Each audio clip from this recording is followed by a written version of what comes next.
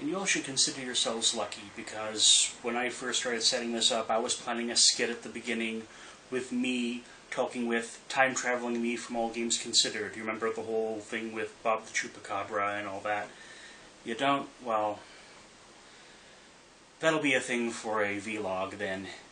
In the meantime, enjoy!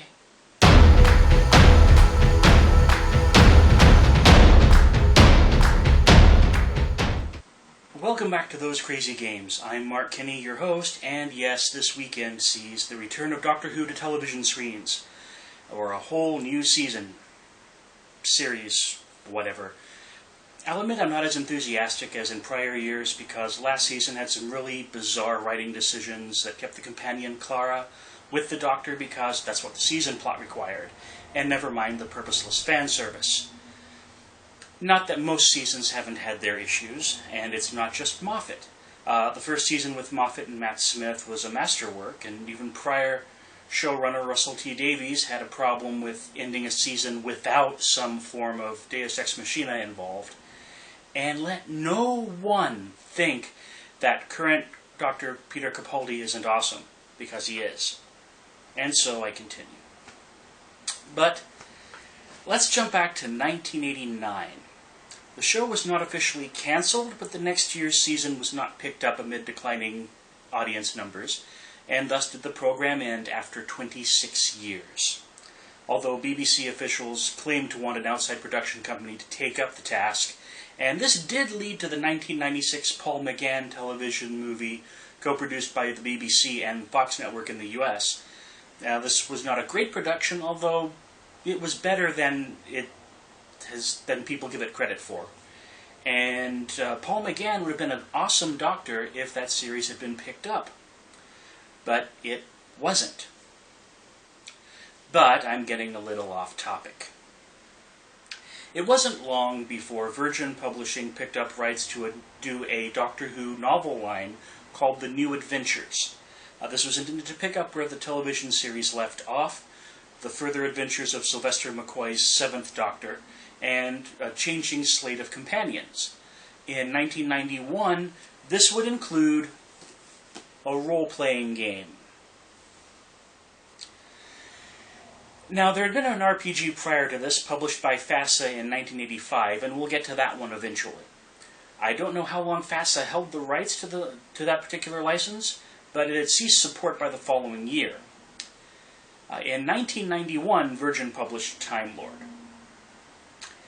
Now, this game still has a cult following, and it's shockingly easy to convert to and from the current Cubicle 7 game, using a similar 1 to 9 scale for its mechanics. Time Lord is also yet another in a series of hobby games produced by publishers unfamiliar with the needs of hobby games, with all the oddities that brings. For example, there are no character generation rules. No, really. Well, okay, there's that appendix that tells you how to base a companion on yourself by using the stat benchmarks published in the book, and that is a good thing, the benchmarks are. But the publishers assume that the players will naturally want to play one of the 7 Doctors or their companions. Yes, 7. Remember, this is 5 years before the Paul McGann movie came out. So, now, Time Lord does devote plenty of space to talking about the series, should someone be unfamiliar with that, I suppose, and the basic concepts of RPGs. But one design goal mentioned in the first paragraph of the designer's notes, you know, the one that mentions that role players may not find all the things one expects in an RPG in this game, is to make a game for Doctor Who fans who may not necessarily be familiar with RPGs, and thus easy to learn and easy to use. The Cubicle 7 game does this quite well, actually. With the basic mechanics, you're able to summarize those on a single sheet of paper. Time Lord, on the other hand, starts with a dice system requiring rolling 2 6-sided dice and subtracting the lower from the higher. Monopoly, this is not. Furthermore, difficulties are compared with the player character's attribute or specific special abilities. So far, so good. And then the dice roll must exceed the difference between the two. So much subtraction. Granted, abilities that exceed the difficulty automatically succeed, but the rest isn't that most intuitive mechanic to remember. And I know, I used to run this every year back when RiverCon was still going. And every year I had to relearn the mechanics because it's just that weird. At least they understand how tables work, unlike other RPGs put out by publishers unfamiliar with RPGs. And this is handy for the benchmarks and the guidance on running combats. And those were needed for combat, too. Now, I know that the board games that started coming out of Europe, remember, Settlers of Catan was released only 4 years later in 1995. These would tend to indicate that they have a somewhat different standards of simplicity than we do in the States. Even so, Time Lord expects a lot of the people picking it up, even when someone as steeped in the hobby gaming as myself can't readily keep the system in my head, no matter what continent you're on. It does try to help, though, with a solo adventure included in the book.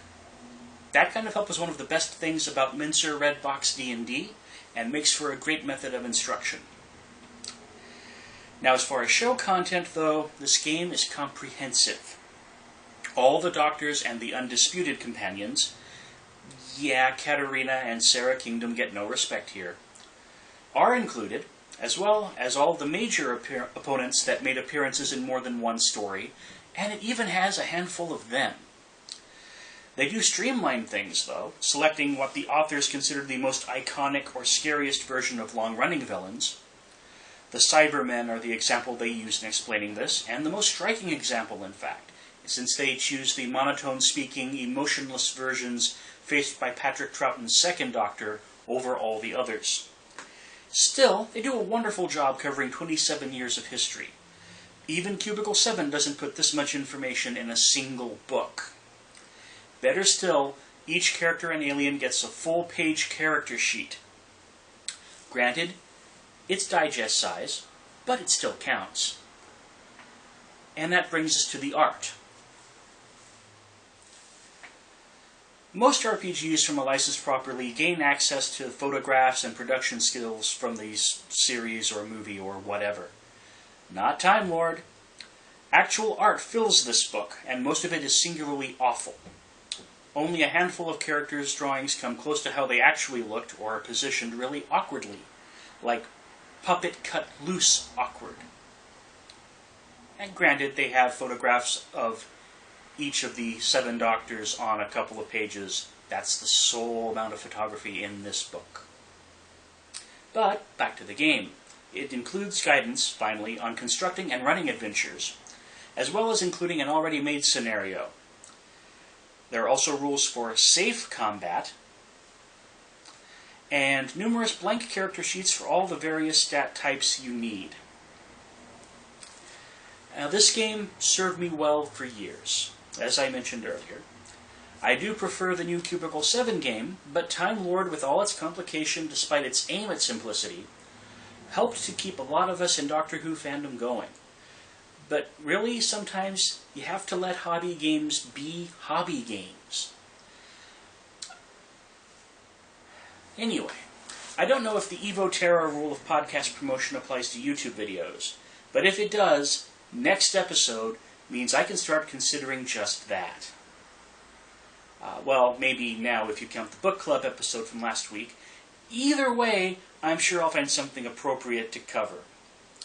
In the meantime, though, I'm Mark Kinney, and this is Those Crazy Games.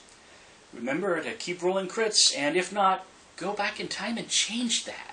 I mean, come on, really.